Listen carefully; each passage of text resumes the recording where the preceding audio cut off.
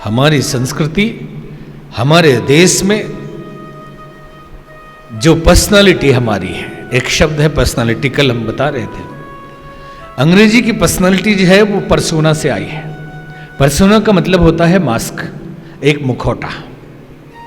बाहर से आप सुंदर है, फिजिक आपका बहुत सुंदर है, मकान आपके पास सुंदर है, गाड़ी आपके, बाहरी रूप से यूं कहने के लिए तो कहते हैं कि कुछ गुण भी आपके पास हो, क्वालिटी हो, लेकिन वो सेकेंडरी है।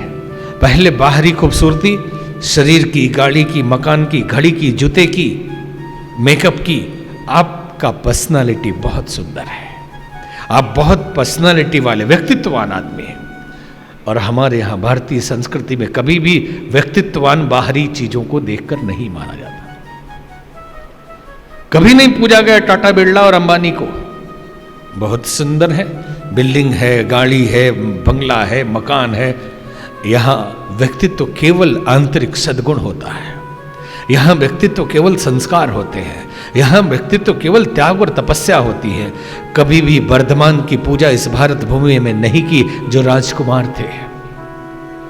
जब उन्होंने त्याग किया, गृह त्याग किया, घर छोड़ा, वैभव विलास छोड़ा, राज सत्ता छोड़ी और सब त्याग करके जब कपड़े भी बदन से छूट गए तो जगत ने उन्हें महावीर कहा, उन्हें महावीर कहा।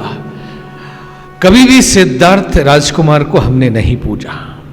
जब सब छोड़ दिया, त्याग करते करते, भूख प्यास में रहते रहते, लोगों की अवहेलना झेलते झेलते, कष्ट कर साधना करते करते जब ज्ञान प्राप्ति हुई तो हमने उनको बुद्ध कहा और उनके चरणों में बैठे।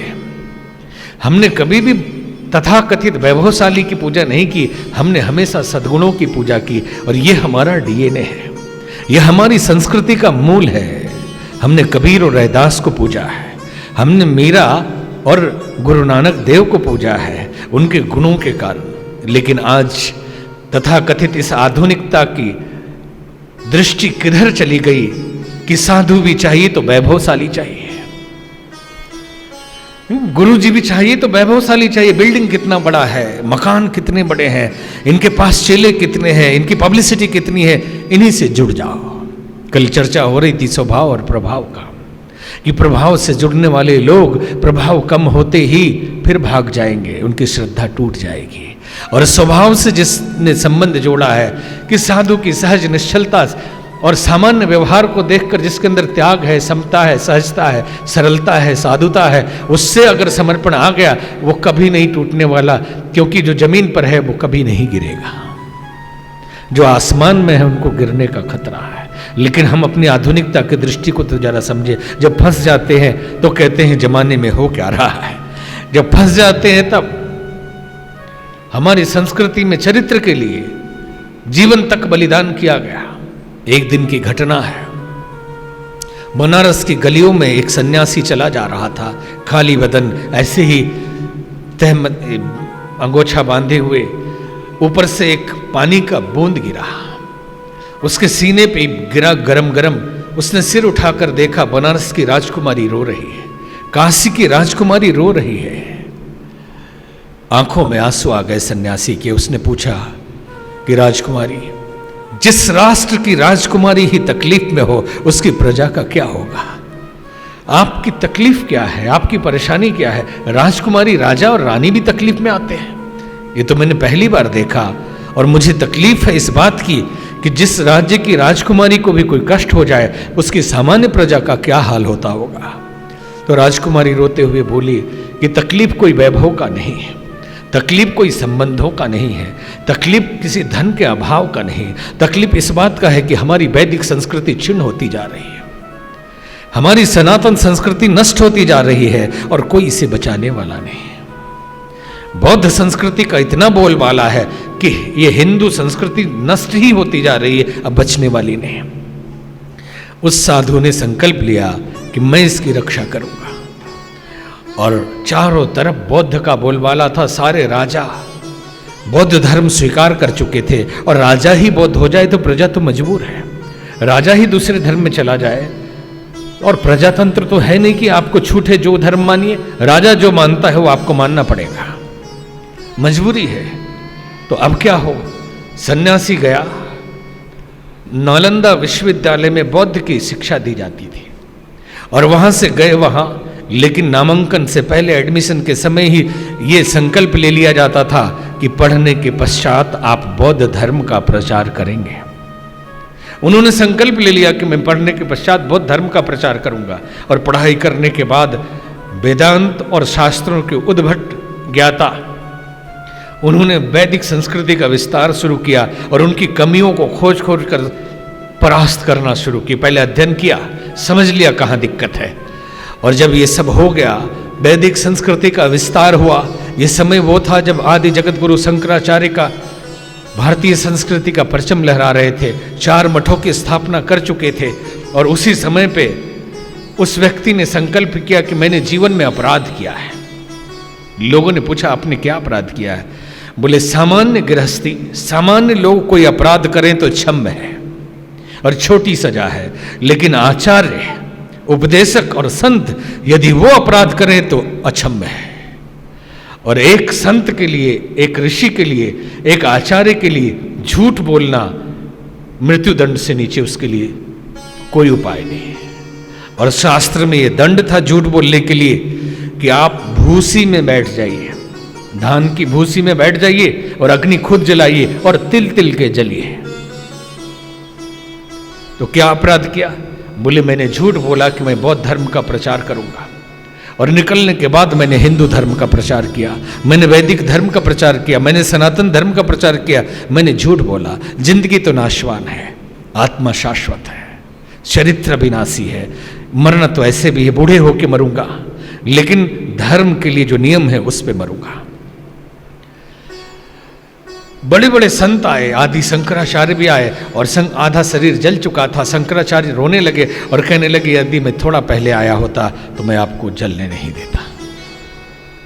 संस्कृति की रक्षा के लिए, एक आदर्श के लिए जीवन बलिदान कर दिया, क्योंकि आचार्यों, उपदेशकों के आचरण से परंपराएं बनती हैं, उनको देखकर लोग सीखते हैं, ये हमारी संस्कृति है। एक बार सिकंदर जब चला विश्व विजय के लिए, तो उसके गुरु ने कहा कहाँ जा रहे हो?